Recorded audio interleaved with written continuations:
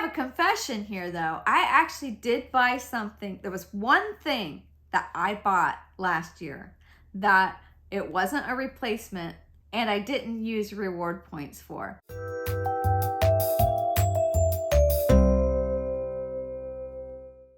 Welcome back, Awakening Beauties. So happy to have you with me today. My name is Robin. If this is your first time joining me, I welcome you. Last year, I did a no-buy year, which is probably how many of you found me.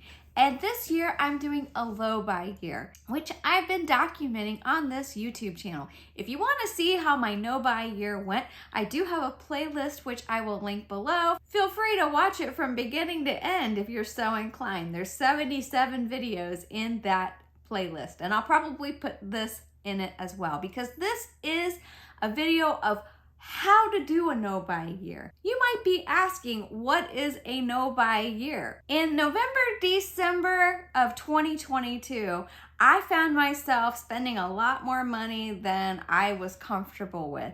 And I watch a lot of beauty influencers, and I came across one, Hannah Louise Poston, who kept talking about how she did a no-buy year. And I had never heard of this before. Maybe I'm in the Stone Ages, and at 51, sometimes I feel like I am.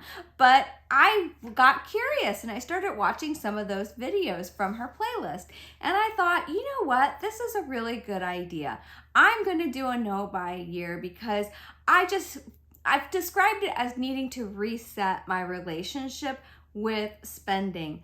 I felt like it was the craving, the wanting to spend, the wanting new things constantly, never feeling satisfied with what I had, always wanting something different, because you think, oh, something new came out. Maybe this is gonna solve this issue or problem that I have. And by the way, some of those problems were not really problems, or I didn't know that they were problems until I started getting advertised to on YouTube and Facebook and Instagram of people pointing out, oh, do you have this issue? You got crow's feet, you've got dark circles, you've got this, you've got that. There was things that I never even knew were an issue until I started getting all these ads and also watching beauty YouTubers and pointing out their own flaws. Now this is going to sound weird, but although I had heard of hooded eyes, I had heard the term, I didn't really know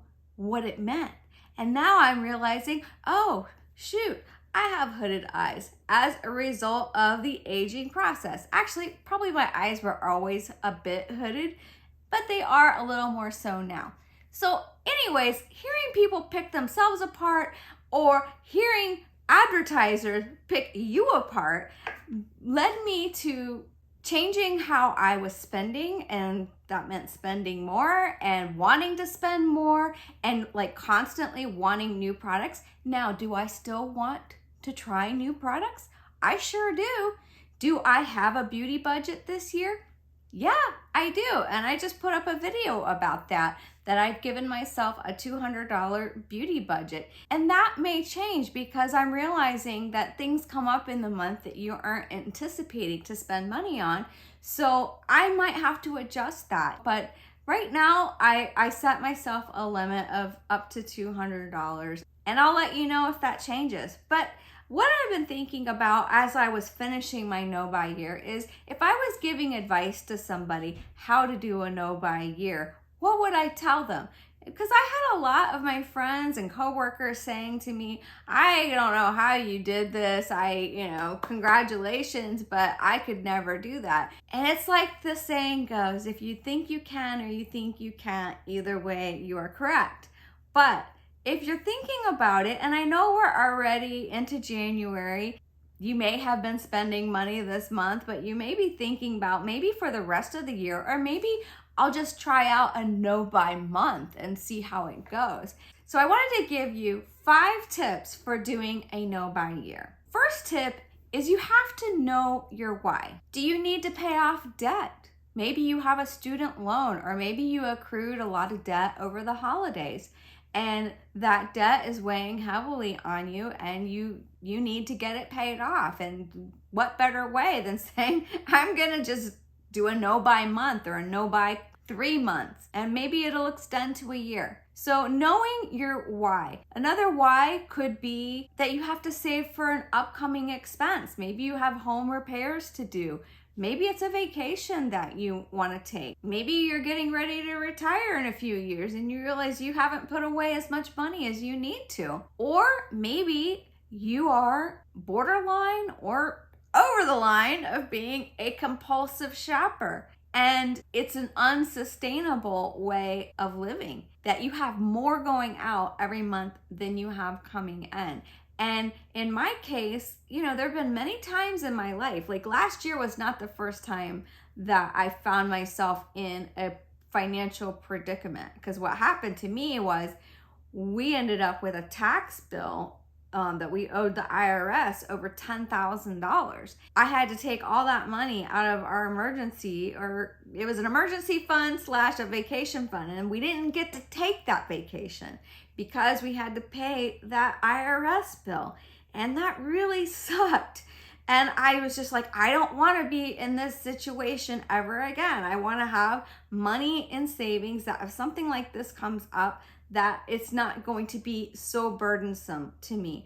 But at the same time, I was turning 50 years old. I was getting all those directed ads. They know my age group, my demographic, what I'm interested in, what my eye stops on Instagram as I'm scrolling. So I found myself just sort of like more compulsively shopping, even though I was going through a financial burden. And in my mind, I'm just like, I'll pay it off later. Sometimes that later just never comes. And what has happened through the years is you'll have put a lot on a credit card, just crap, stuff you really didn't need.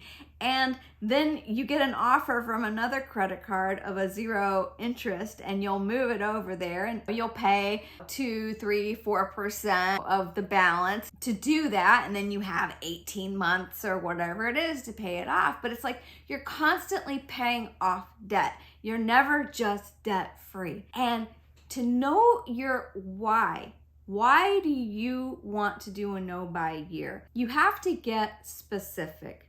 Be specific of your why. It's just like if you're trying to make health changes.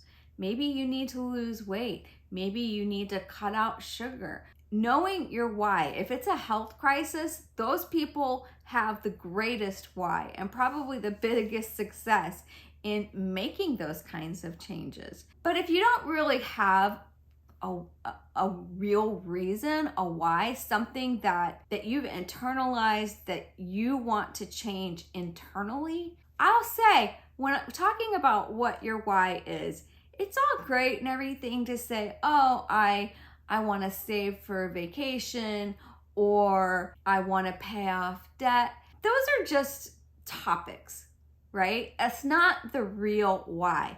The real why is the feeling that you want to get from being debt-free. You want the feeling of freedom, of just being able to breathe and not worry about not being able to pay your bills. You want to take that vacation because you want an experience that you're going to remember for a lifetime. Maybe it's taking that trip with a loved one, and you want that reconnection time to sort of reset your mindset. That's what vacations do for me. It gives me, I'm inspired usually when I go on vacation. I get some inspiration in a creative way for it, but it also reconnects me to my husband, and we have memories to share for a lifetime. It's more about the feeling that you want to get from that why. And if you can hone in on what the feeling is that you're after, that will be more impactful to knowing your why. For me, I wanted the feeling of, it was going to be an accomplishment. I was going to feel proud of myself when I got through my entire no-buy year. I was also going to feel free from compulsive shopping. I was going to feel free from just always searching online for things that I wanted and just pushing that buy button that's so easy to do. And when I knew I couldn't buy those things, I might have put them in my cart, but I would save them for later. And I knew I couldn't just push the buy now button. So I had to have delayed gratification, that if it wasn't something I needed or a replacement product, then I had to tamper down those feelings, and I had to quell all of those compulsive shopping feelings that were still inside of me. And to a certain degree, they're still there, but I feel like I have been able to tame them. So tip number 2, and this is sort of building on what I just said, is setting your parameters for yourself. I call them parameters. Some people call them rules. To me, whenever I thought, oh, I have rules, immediately I want to break the rules. So I called them my parameters. And you do need to get specific with this as well. When I said that I would put things in my cart and if it wasn't something I needed, well, most things we actually don't need. So I had a parameter that if I ran out of a product, that I could replace it with the same or a like product, but I wouldn't push that buy button until I was out of that product. And my other parameter was if something broke, like I broke my coffee maker, my Chemex coffee maker, and I instantly had to repurchase that because that's something I will not live without. I might be able to live without it, but I refuse to live without my morning coffee. So it needs to be concrete. It needs to be in writing. You need to write it in a journal. You need to be able to look at it and remind yourself of what those parameters are. Because it's very easy for us to talk ourselves into buying things that we don't need.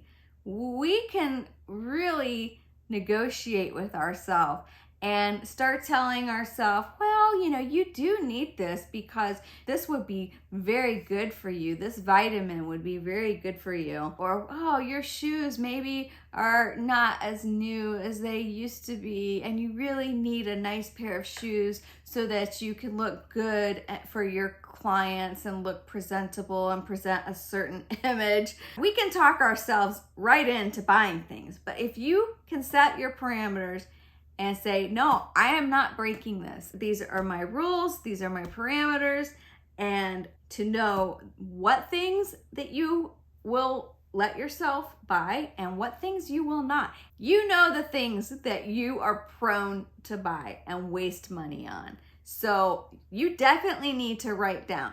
If it's buying books, you need to write that down. I'm not gonna buy books this year. Maybe you'll go to the library.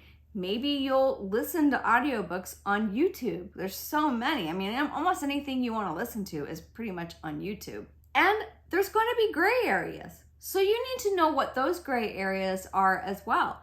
I had some gray areas. For one, I had a gray area of, usually when I travel, I like to buy Christmas ornaments from the places that I travel to. And I always thought, wow, if I do travel some places this year, I would want to buy. I know I'm gonna want to buy them, but what am I gonna do? And I chose not to. I actually didn't buy any ornaments when I traveled, and I traveled a couple of different places this past year. So another gray area for me was using reward points or using gift certificates, or like if you have a Nordstrom credit card and you have Nordy notes.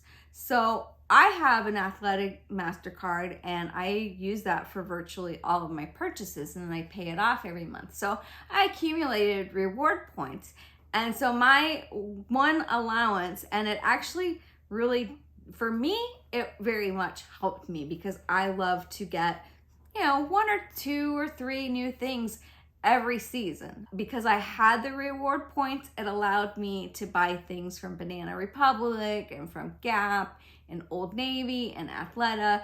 Like this I got from Old Navy, this sweater. So they should be paying me because I talk about it so much. But that's a brand that I really like, and maybe there's a store that you really like to shop at and they have this kind of a program where they have like a Visa or MasterCard that you can use if you are responsible and you'll pay it off at the end of the month to buy like groceries or different things. Then maybe that is a gray area for you, and that would help.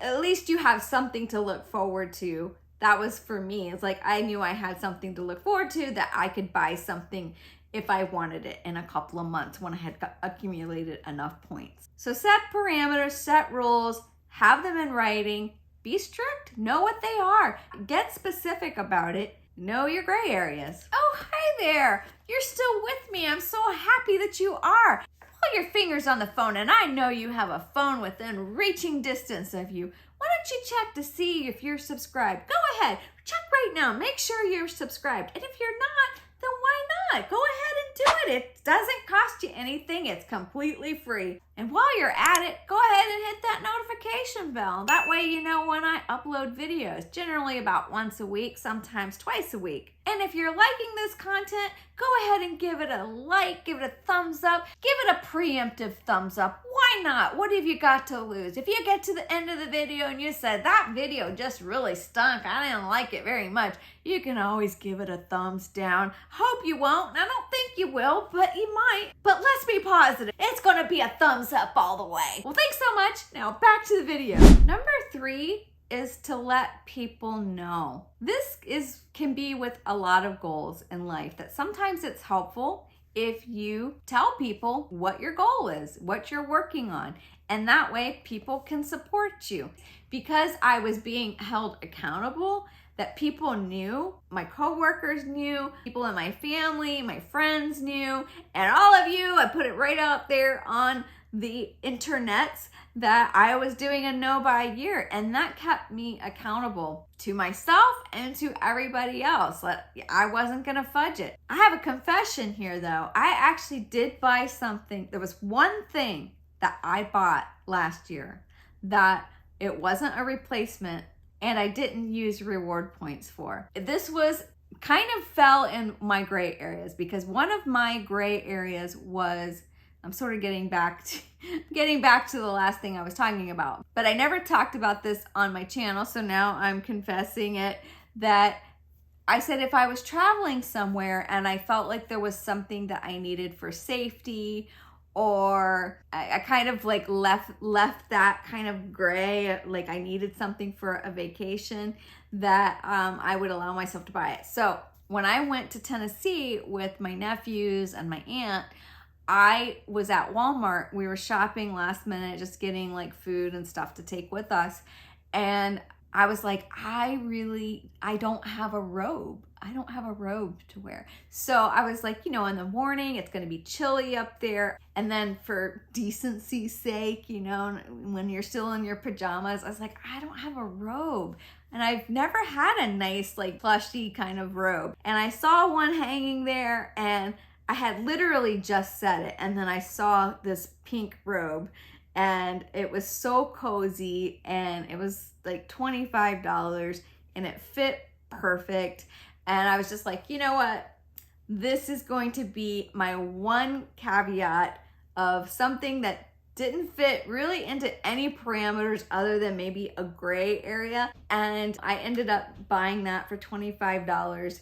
And listen, I wear that robe every day now. I loved it when I was on my trip, and I love it now. I still use it every single day. So it was well worth it. It sort of did break my rules, but I gave myself the allowance to, I was like, this is the one thing. It was October. I was 3/4 of the way through my no-buy year. Something I didn't have, something that I felt like I would need for my trip, for, modesty and for coziness in the morning when we were all hanging out and drinking our coffee and everything. And it was fine. And I have no regrets about that. That's why I haven't even mentioned it, because I was like, yeah, this wasn't like really breaking my no-buy year, because it was something I didn't have that I felt like I kind of needed.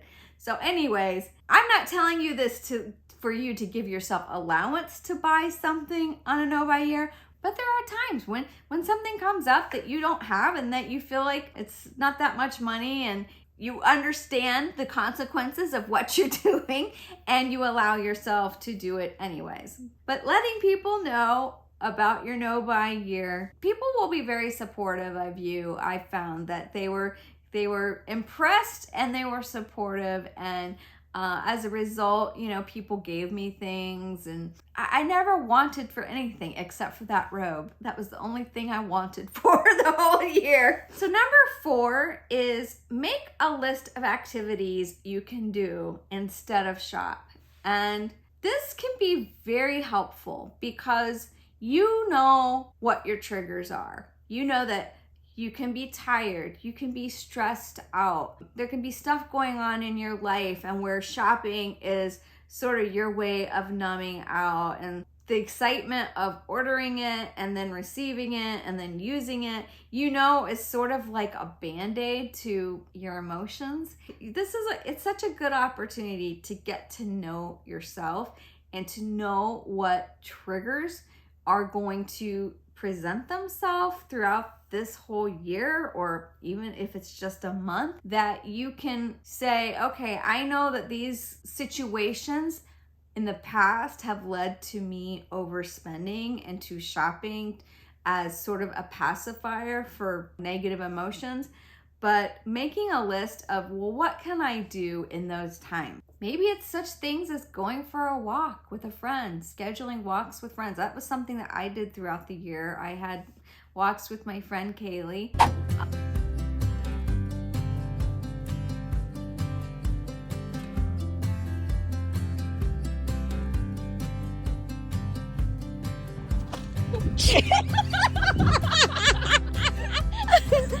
I almost died. Maybe it's getting to that gym that you have a membership to. I actually canceled my gym membership, but there was a gym that opened up at my office complex. So I did start working out, and I also did hire a trainer for a short time last year and did that instead of shopping. There's other things, activities you can do, whatever, based on what your interests are. Maybe it will be a great opportunity for you to read that pile of books that you've been meaning to get around to reading. If you're not wasting time perusing online, shopping on Amazon, trying to look for things that you want, you'll have more time. You'll have more time for cooking. Maybe you'll start spending some time trying to prepare different types of meals and learning how to cook different dishes. Maybe you'll find a brand new hobby, something that you've maybe been interested in. One of my sort of hobbies, I don't really consider it a hobby. I consider it a semi-profession, but 8 years ago, actually, I started taking improv classes. So maybe it's something like that. Maybe you're interested in taking an acting class, or maybe a creative writing class, or maybe you already like to write. Maybe you already have a blog that you forget about and you don't write for. And I didn't get to that because I was too busy making videos last year. But anyways, finding activities that you can do and write those things down and read that list. I would say read it weekly.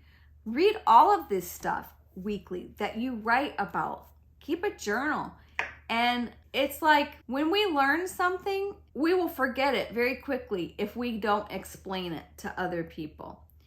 That's one of the things that I've gone to a bunch of Dr. Joe Dispenza workshops, and he has you turn to the person next to you and explain what he just explained to the audience. And so explaining to someone is firing and wiring those networks and building those networks and pathways and connections. Otherwise, if you've ever seen your neurons under an electron microscope, that they'll actually come together and they'll form a connection. But then they'll also, if that pathway isn't used, and that's like memories or things that you've learned, they'll break apart just like that. So it's very easy when you get, all of this to say that it's very easy when you get busy in life to forget your whys, to forget your parameters, to forget the things that you had put down as activities that you were gonna do instead of shop. Hey, speaking of Dr. Joe, might be meditation. So put that on your list if that's something you're interested in. Fifth thing, and I touched on this a little bit, but list your pitfalls. Things that you know will derail you from your commitment to yourself to do a no-buy year. This is an opportunity to really sit and journal about What are your triggers? What are the things that stress you out? And maybe they don't happen on a regular basis, but maybe they are things that do happen on a regular basis. Maybe it's things with work. There's other things that come up that are big incentives to shop. And sometimes, and it was even hard for me to not shop during the Amazon Prime Day, the Sephora sale, the Ulta 21 Days of Beauty, the Nordstrom Anniversary sale, like all these things. And if you're watching YouTube influencers, they're all talking about those things. So knowing that those are going to be times that it's going to be very hard for you not to shop, that you need to prepare yourself. And it may be a time where you unsubscribe from email lists, unsubscribe from YouTube channels. You might even need to remove the YouTube app and all the shopping apps off of your phone just for certain time periods where you're feeling very conflicted. And yes, I want you to keep watching my channel and other channels, but I mean, to be honest, like you may just need to stop watching everything because it might just be too much for you to handle. And you have to know yourself and what you can handle. I did unsubscribe from several email lists, and I did unsubscribe from certain beauty channels as well. Probably not as many as I should have. But I am a fashion designer, so like I kind of try to keep up with what's happening in fashion and what's, in beauty news and all of that stuff. So for me, it's part of my job. And then also by making this channel, and I love reviewing beauty products. So I was continuing to take in that information when maybe I shouldn't have. Maybe it was not a good thing for me. And it might have been easier if I had not been watching some of those channels, but I did, and I was able to have self-control. But you have to know yourself, and if you don't have the self-control, then you might just need to unsubscribe. And there might be friends that you have to limit your time with. You know who these people are that are the big shoppers, and they always have new things, and it might be really hard to be around certain people who are maybe very materialistic, or maybe they have the funds to do all that, and that's fine, good for them. But you might have to, for a time, like limit your actual association with them. You might have to unfollow or take a break from people on Instagram or Facebook, even people because they're presenting a picture perfect life of, oh, look at this new outfit that I just bought. Look at these shoes. Look at this purse. Look at this or that. And that can be tough. Like especially when you're doing a no-buy year. And so I'm not saying that you got to end your friendships, but sometimes you have to take a break. So that's my 5 biggest umbrella of how to do a no-buy year. And if you're thinking about it, leave a comment below. If you like this content and you want me to make more content like this, then let me know below. I certainly have other ideas when it comes to the no-buy year because I went through a whole no-buy year. I do want to encourage people to spend less and to pursue less consumerism and pursue more of their actual dreams. And the truth is, you can't buy your way to happiness. And that's what these advertisers are selling. They're selling a lie, because none of the things that you can buy are going to bring you lasting happiness.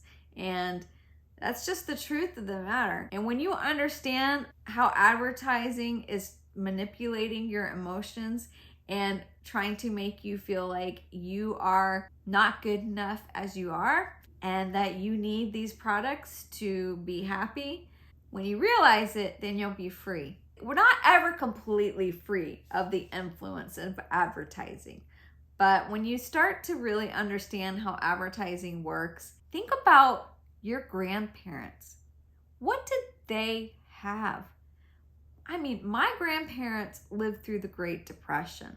They were very frugal and they lived very simple lives. They didn't buy the new and improved this or that. They were happy and content with the things that they had. And they truly were content. And I feel like we are living in a society of the most anxious and uncontented people that have ever existed. And none of this technology, none of this glitter and glam has done a single thing to make people happier and feel better about themselves and improve their mental health. I'm not against buying new things. Obviously, as a fashion designer, I want people to want to buy the things that I design. But on the other side of it, I'm also saying we need to rein this in. We need to consume less. And that is my goal that was my goal for last year. And that is my goal now forevermore, moving forward, that I want to be careful about everything that I bring into my home and to make sure it's bringing actual value to my life and not just taking up space and creating more clutter for me to have to deal with at some later point.